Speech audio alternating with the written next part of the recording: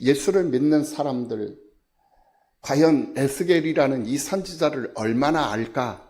오늘 우리 팔복교회 성도들은 2025년도 이 한 해는 에스겔 선지자에 대한 설교만 계속 듣고 계십니다. 에스겔이 누구냐? 에스겔이 저 바벨론 제국 그발 강가에 포로로 잡혀가가지고 그 잡혀간 백성들을 위로하고 그들을 위해서 하나님을 대신하여 대언했던 하나님의 말씀을 선포하고 그들을 아주 강하게 정화시키고 아주 강하게 만드시고 그리고는 성화되게 만드셔서 그래서 다시 복귀를 하게 했던 그런 선지자가 바로 에스겔 선지자였다. 그러니까 오늘 우리들의 모습과 똑같은 거예요. 세상에 살면서 우리가 얼마나 힘들고 어렵고 고달픈 그런 삶을 살아가고 있습니까? 그런 상황 가운데서도 하나님이 선지자를 세우셔가지고 선지자를 통해가지고 나를 정화시켜 깨끗하게 만드시고 그리고 강화시키고 더 강하게 만드시고 그리고 성화 거룩하게 하셔서 하나님의 성전을 다시 세우게 만들잖아요. 오늘 우리들에게 적용되는 귀한 말씀인 줄로 믿습니다. 그래서 이 말씀을 늘 사모하면서 사는 거예요. 그래서 오늘 우리가 가만히 보니까 벌써 33장, 에스겔서 33장까지 들어왔어요. 에스겔서가 48장까지 있잖아요. 벌써 이제 종반을 향해서 이제 우리가 달려가고 있는 거예요. 우리가 에스겔서 1장부터 24장까지 내용을 통해 가지고 예루살렘이 심판받을 것이다를 예언하시는 하나님의 말씀을 들었어요. 왜 예루살렘이 하나님 앞에 심판을 받는가? 예루살렘은 이스라엘 백성들은 하나님의 사람들 아닌가? 하나님의 자녀들이 아닌가? 하나님의 백성들인데 왜 하나님께서 자기 백성을 심판하시냐 이거예요. 그 이유가 뭐냐? 자기 백성으로서의 본분을 다하지 못하니까 하나님께서 때리시고 그 때려도 말을 듣지 않으니까 하나님께서 그 주변에 있는 열방들을 다 제거를 시켜 그럼에도 말을 듣지 않으니까 하나님께서 죽이시는 거예요. 심판을 하시더라고요. 죽이시고 다시 새롭게 만드시더라고요. 다시 창조하시는 거예요. 다시 재건하시는 거예요. 그래서 솔로몬의 성전이 무너져 버리고 그리고 난 다음에 70년 이후에 수룹바벨에 의해서 성전이 세워지고 그리고 난 다음에 또 무너지고 그리고 난 다음에 헤롯에 의해서 또 성전이 세워지고 그리고는 그 성전은 또 무너진다. 그러니 솔로몬 성전도 무너지고 수룹바벨 성전도 무너지고 헤롯 성전도 무너지고 그런데 영원히 무너지지 않는 성전이 있다. 그 성전이 누구냐? 바로 예수 그리스도다. 이것을 증거해주고 있는 그러니까 영원히 무너지지 않는 그 성전, 그 예수 그리스도 안에 우리가 세상을 살면 우리가 정화작용에 의해서 우리가 정결한 삶을 살게 되는 거다. 그 정결한 삶을 사는 나는 하나님이 나를 강화시켜 강한 사람으로 만드는 군사되게 하신답니다. 무엇으로? 하나님의 말씀과 기도, 훈련받아서 교육받아서 예배를 통해서 나를 강한 사람으로 만든다 이거예요. 그래서 절망하고 낙심하는 것이 아니라 더 의기충천해가지고 더 힘있는 삶을 살고 언제 주님 오실 때까지 그러다가 주님 오라 하실 때 당당하게 주님 앞에 갈 수 있는 그런 사람으로 가는 그 사람이 바로 거룩한 사람. 그리고 거기서 끝나는 게 아니야. 영원한 천국에서 영원토록 주님과 함께 동고동락하는 그런 삶을 사는 거예요. 그곳에는 질병도 없고 그곳에는 슬픔도 없고 아픔도 없고 외롭지도 않고 근심 걱정 염려할 일이 없는 그 천국에서 영원한 천국에서 영생복락하며 살게 되는 것이 그것이 우리에게 주어진 미래요 소망인 것입니다. 그것을 이 성경을 통해서 우리에게 말씀해 주고 있다. 그래서 1장에서부터 24장을 통해 가지고 예루살렘의 심판을 예고하셨는데 그 예고한 대로 이루어져 버렸다. 그리고는 25장에서부터 지난주 32장까지의 내용을 통해 가지고 이 예루살렘 이스라엘 백성 하나님의 백성들만 심판받는 줄 아느냐? 아니다 이거예요. 하나님의 백성이 심판받음으로 말미암아 가지고 주변에 있는 열방들까지도 심판을 받는다. 이것이 바로 26장에서부터 32장까지의 내용이었어요. 그래서 주변에 있는 7대 강국, 와 대단한 강국이 7대 강국들이 다 멸망을 하잖아요. 왜? 이스라엘이라는 이 나라는 우리나라 한반도 면적의 10배밖에 안 돼요. 10배 작아요. 그러니까 10배 작다라는 것은 뭐냐면은 우리나라 경상북도 면적 정도밖에 안 돼요. 이스라엘이라는 이 나라가. 그렇게 조그만한 나라예요. 그 조그만한 나라, 그 나라는 지하 자원도 없어. 아무것도 없어. 하나님이 도와주시지 않으면은, 하나님이 역사하시지 아니하시면은 이 사람들은 죽을 수밖에 없는 존재들이에요. 그런 존재로 만들어 놓으셨어. 그래서 영적 이스라엘이 우리 한반도잖아요. 우리 한민족이거든요. 그런데 북한은 지하 자원이 좀 있다니까요. 그래서 자력 갱생이 가능해. 그런데 우리 이 남한은 지하 자원이 없어. 그러니까 이스라엘하고 똑같은 거예요. 하나님만 바라봐야 돼. 하나님을 의지하고 살아야 돼. 그런데 아무것도 가진 것도 없고 소유한 것도 없고 지하 자원도 없고 이런 상황인데 이 세계를 이끌어가고 세계를 주도해가는 그런 나라와 민족이 돼버렸잖아요. 지금 현재 하나님께서 그런 복을 주셨잖아요.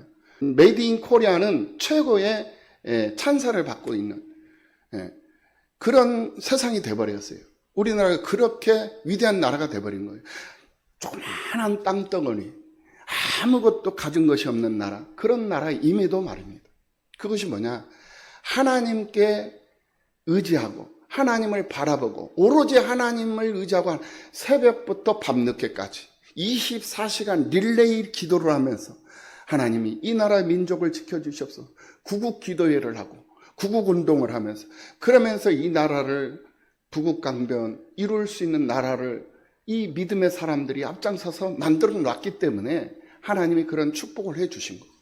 우리 팔복교회도 일할 수 있는 교회, 일하는 교회, 쓰임 받을 수 있는 교회, 쓰임 받는 교회로 하나님 축복해 주실 거라는 거예요. 믿으시기를 예수님의 이름으로 축원합니다. 그리고는 이제 33장 오늘 본문에서부터 마지막 장 48장의 말씀을 통해 가지고 이제 무엇을 약속을 해 주시냐면은 구원 그리고 회복 이것을 약속을 해 주셔요. 그러니까 당신의 백성들이 어떻게 사느냐에 따라서 주변에 있는 사람들이 잘 될 수도 있고 복을 받을 수도 있고 못 될 수도 있고 그것은 예수 믿는 사람, 하나님의 사람들에 의해서 좌지우지 되는 거예요. 그러니까 내가 하나님 앞에 칭찬받고 내가 하나님 앞에 정말 옳다함을 입는 그런 삶을 살아가잖아요. 그럼 나 하나로 인해 가지고 내 주변에 있는 사람들이 똑같이 나로 인해서 복을 받는 거예요. 네. 그런데 내가 하나님 앞에 옳다함을 입지 못하고 하나님 앞에 맨날 그냥 책망받으면서 맨날 하나님 앞에 꾸지람 들으면서 하나님의 기쁨이 되지 못하고 하나님의 근심으로 세상을 살잖아요. 내가 그러면은 나로 인해서 내 주변에 있는 사람들까지도 해를 입는 거예요. 그러니까 나 하나의 삶의 모습이 어떤 모습으로 세상을 살아가느냐에 의해서 내 주변에 있는 사람들이 영향력을 받는다. 나한테 달려있는 거예요. 나한테. 여러분들 한 사람 한 사람들에게 다 연결되어져 있다는. 그러니까 우리가 잘 살아야 돼요? 못 살아야 돼요? 잘 살아야 되는 거예요. 잘 사는 게 뭐예요? 예배 중심적인 삶을 사는 거예요. 말씀으로 사는 거예요. 내 힘으로 사는 것이 아니라 내 능력으로 내 지식으로 사는 것이 아니라 하나님의 말씀으로 하나님을 믿는 믿음으로 예배 중심적인 삶을 살아가는 그 삶이 복 있는 삶이고 잘 사는 삶의 모습이다 이 말이에요. 오늘 본문 말씀으로 들어가서 오늘 본문은 5단원으로 나눌 수가 있어요. 5단원으로. 첫째 단원이 뭐냐? 1절에서부터 9절까지 이 말씀은 하나님께서 에스겔에게 설교를 하고 계셔요. 그러니까 4편의 설교가 나오는데 1절에서부터 9절까지는 에스겔에게 하나님이 직접 설교를 하셔요.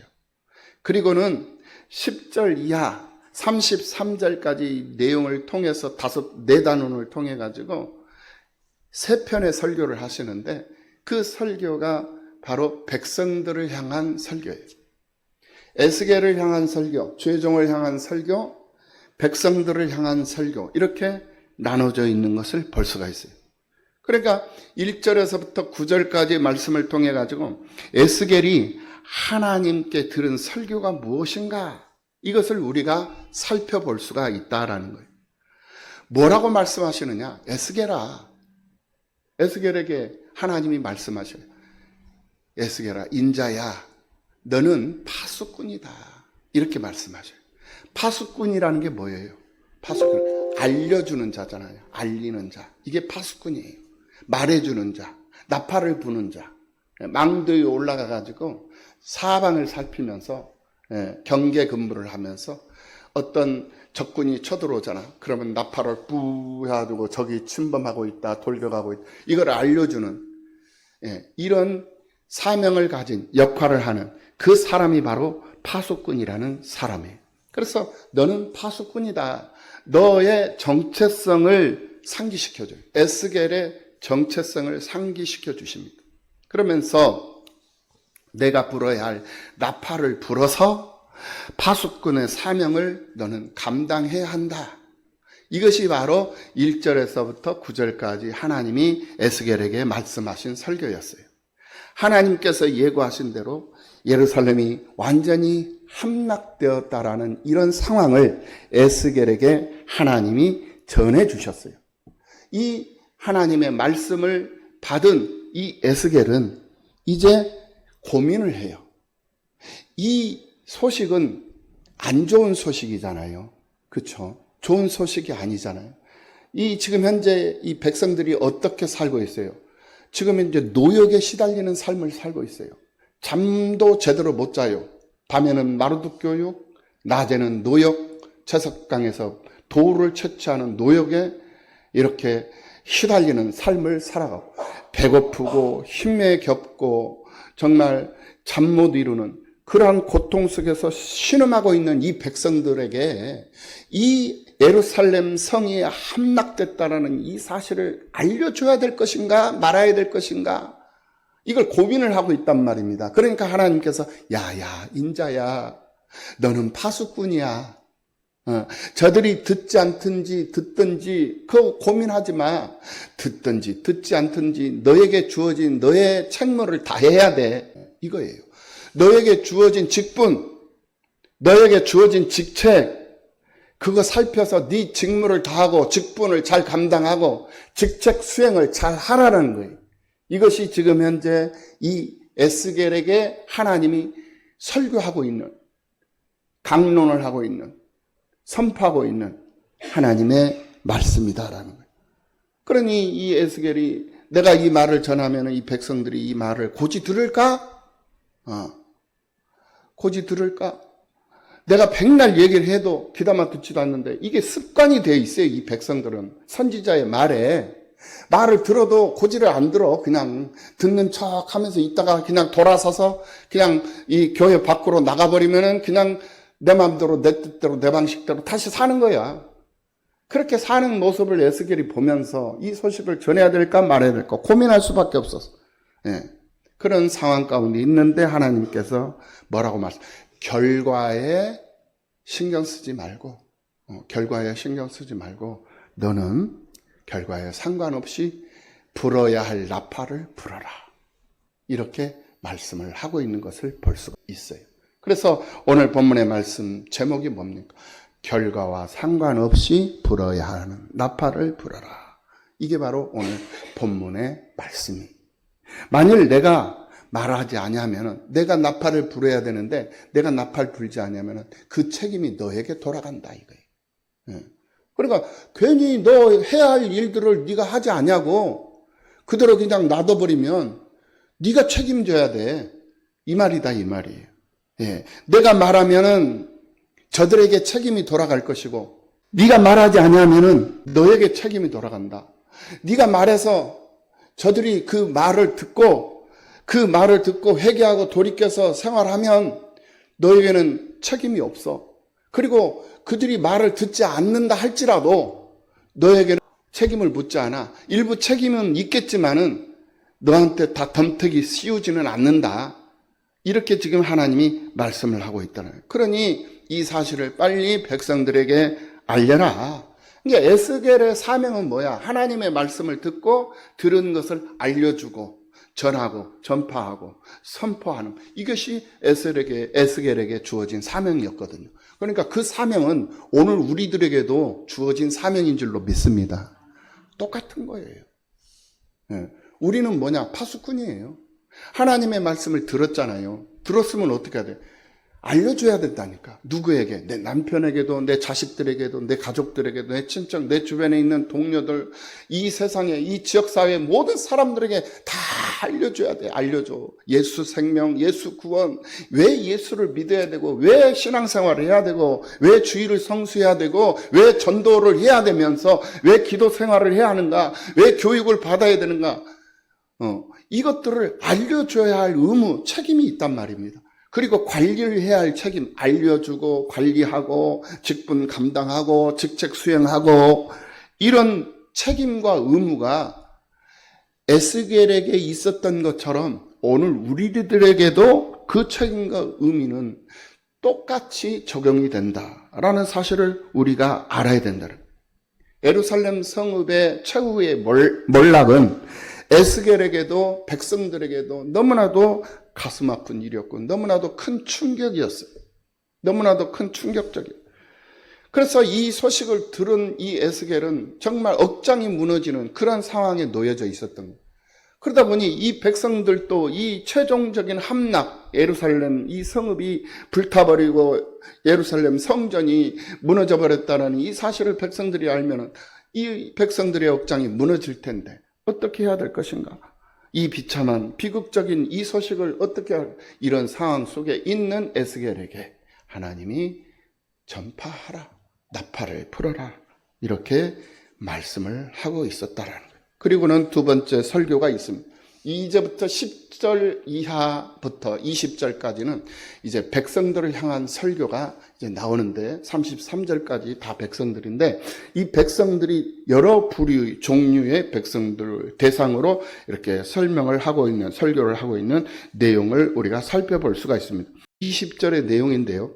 이 배경을 통해서 나오는 게 뭐냐면 죄를 인식하는 기회를 통해 가지고 회개하고 돌이켜서 의지를 강하게 해가지고 결단을 강하게 해가지고 그러니 내가 이제부터라도 바르게 살아야 되겠다라고 결단하는 백성들이 있는가 하면 그 소식을 듣고 좌절해버려요. 포기해버려요. 오늘 10절에서 20절까지 이 내용은 바로 이 소식을 듣고 포기해버리는 좌절하고 낙심하고 절망해버리는 그 백성들을 향해서 말씀을 전하는 내용이 바로 오늘 이 10절에서 20절의 말씀이에요. 자신들의 죄악으로 하나님의 성전이 불타고 성읍이 무너져 버렸다는 소식을 듣고 아, 우리의 죄가가 이런 거였구나 라고 생각을 하면서 돌이킴이라는 결단을 하고 본래의 자리로 돌아가는 것이 깨달음의 이치예요. 그런데 그렇게 행동하지 않고 우리는 이제 이렇게 전쟁 포로가 되어서 그냥 노예로 그냥 살아야 되는가 보구나 라고 그냥 받아들여 버리는 거예요. 그렇게 낙심하고 절망하고 자신에게 주어진 삶을 포기해 버리는 거예요. 이 사람들이 누굽니까? 하나님의 사람들이잖아요. 하나님이 누굽니까? 살아계신 하나님이잖아요. 정말 전능하신 하나님, 모든 것이 능하신 하나님이잖아요. 그 능하신 하나님만 붙잡고 그 하나님 바라보고 하나님 나를 긍휼히 여겨 주시옵소서 말씀 기도 한 번만 해도 하나님이 오 그래 하면서 다시 한번 나를 주목해 주실 건데 그럴 의지, 그럴 용기 이런 것이 없고 이런 것이 다 없어져 버리고 그냥 그대로 받아들여 버리는 거예요. 그거를. 그러니까 같이 절망하고 같이 무너져 버린다라는 거예요. 예. 이것을 하나님께서 지금 지적을 하는 거예요. 그러니까 어떤 상황 가운데 놓여 있다 할지라도 아니다 이거예요. 너희들이 지금 예루살렘 성읍이 불타고 예루살렘 성전이 무너졌다는 소식을 들었다 할지라도 절망하지 마라. 낙심하지 마라. 너희들까지 무너지라고 이 소식 전하는 게 아니다. 너희들은 무너질 이유가 없다. 너희들은 남은 자들이야. 너희들을 다시 정화시키고 강화시켜서 성화시켜서 다시 회복을 시킬 거야. 이게 하나님의 뜻이다. 이것을 에스겔 선지자를 통해서 계속적으로 지금 선포하고 있고 말씀을 전하고 있는 거예요. 그런데 이 예루살렘 성읍이 함락됐다라는, 최종적으로 무너져버렸다라는 사실을 전해 듣고는 같이 무너져버리는 백성들이 있더라는 거, 포기해버리는 백성들이. 그래서 하나님께서 지금 에스겔을 통해가지고 설교를 하는 거예요. 예. 그러면 안 된다라는 거예요. 그러지 말으라는 거예요. 포기하지 말으라. 오늘이라는, 지금이라는 이 기회를 우리에게 하나님이 주셨으니까 지난날의 아픔을 다 잊어버리고, 지난날에 잘못된 것, 지난날에 내가 부족했던 거, 부끄러웠던 거, 내가 하나님 말씀대로 살지 못하고 하나님 말씀 따라 살지 못했던 그런 죄의 그런 모습, 부끄러운 그런 모습들을 이제는 잊어버리라는 거예요. 멸망하고 다 무너졌으니 그 과거는 잊고 지금 오늘 이제부터 다시 새롭게 시작하는 그런 마음으로 살면 된다. 내가 과거를 묻지 않겠다. 지금 이런 하나님의 메시지를 지금 선포를 하고 있는데, 이 백성들은 그 선포의 말씀에 귀를 듣고, 아, 그렇구나. 그러면 우리가 하나님께서 지난날의 과거를 묻지 않겠다. 지난날의 그 죄로 여기지 않겠다. 하나님께서 그렇게 해주신다고 하니까 감사하고 고마운 마음으로 더 결단을 하고 더 의지력을 발휘를 해가지고 더 힘있게 믿음의 삶을 살아가면 되는데, 이 백성들이 그렇지 않고 낙심하고 절망해 버리더라는 거예요.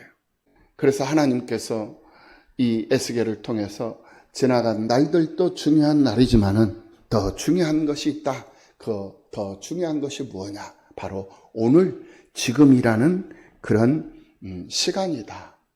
이렇게 말씀을 하면서 오늘 본문 11절입니다. 11절 말씀에서 돌이키라, 돌이키라, 돌이키고 돌이켜라, 이렇게 말씀을 하고 있는 것을 볼 수가 있어요. 너는 그들에게 말하라. 주 여호와의 말씀이 나의 삶을 두고 면사하노니 나는 악인이 죽는 것을 기뻐하지 아니하고 악인이 그의 길에서 돌이켜 떠나 사는 것을 기뻐하노라. 이스라엘 족속아, 돌이키고 돌이키라. 너희 악한 길에서 떠나라. 어찌 죽고자 하느냐 하셨다 하라. 이렇게 지금 말씀. 그러니까 돌이키고 돌이키라. 너희 악한 길에서 떠나라. 어찌 예루살렘 성읍이 함락된 것처럼 너희들도 함락되려고, 너희들도 무너지려고 하느냐? 무너질 필요가 없다. 너희들 다시 회복이 된다. 다시 거듭나고 다시 세워질 것이니까 돌이키면 된다. 하나님은 악인이 멸망하고 악인이 죽는 것을 기뻐하지 않는다.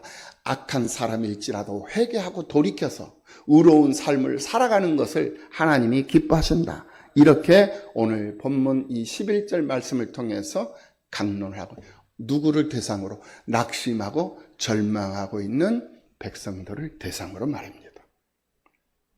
지금부터 새롭게 시작하면 된다는 거예요. 의인이 악을 시작하면 악인이 되고, 악인이 의를 시작하면 의인이 되는 그 이치를 말씀을 해주고 있다. 그래서 지금부터라도 의롭다함을 입은 새 사람을 입고 의인으로서의 새로운 삶을 살면 너희는 이제부터 의롭다함을 입고 의로운 자로서 세상을 사는 사람들이 될 것이다. 이렇게 하나님께서 이 그발 강가의 노역에 시달리고 있는 이 백성들에게 소망을 주고 있는. 그러니까 우리 하나님은 오늘 우리들에게도 동일하신 하나님이죠. 우리들에게도 늘 소망을 주셔요. 힘들고 어렵죠. 질병으로, 또 병들어서, 또 몸이 연약해서 여러 가지 상황, 환경, 몸이 내 말을 듣지 않아. 내 마음대로 되지도 않아. 그러니까 힘들잖아. 고통스럽고 짜증나고 힘들고. 그래서 내가 마음대로 활동도 못하고. 그러니까 얼마나 속이 상해. 그러니까 그런 상태에 놓여 있다 할지라도 하나님이 말씀하시는 게 있어. 낙심하지 말고 절망하지 말라. 지금이 중요하다. 지금 네 마음가짐이 중요하다. 이렇게 설교를 하고 있는 이 본문의 말씀이 오늘 여러분들을 향한 설교다라는 사실을 기억하시고 믿음으로 승리하는 여러분들이 되시기를 예수님의 이름으로 축원합니다. 지금부터가 중요하다.